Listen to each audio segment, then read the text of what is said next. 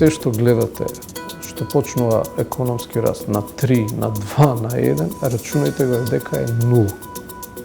Значи, за македонскава економија такви стапки на раст воопшто немаат никакво влијание. За жал, македонската економија во сите овие години наназад има најниски стапки на раст во однос на сите останати земји од нашето соседство. Ако продолжиме со ова темпо, да не зачудува дека можеме да дојдеме во ситуација да останеме без храна или од ден на ден количините на наша домашна произведена храна се намалува. Расипани се критериумите. Кога велам корупција, воопшто не мислам на она што стандардно се подразбира давање пари и земање пари, директно од точка А кон точка Б.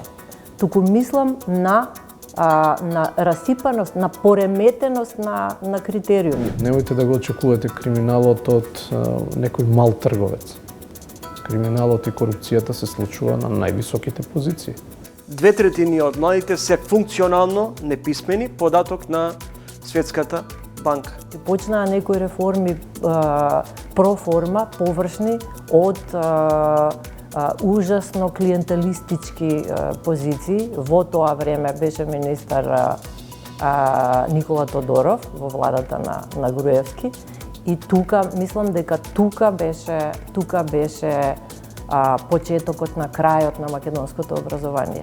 Гледајте го новото издание на Трилинг вечерва 20 часот и 45 минути.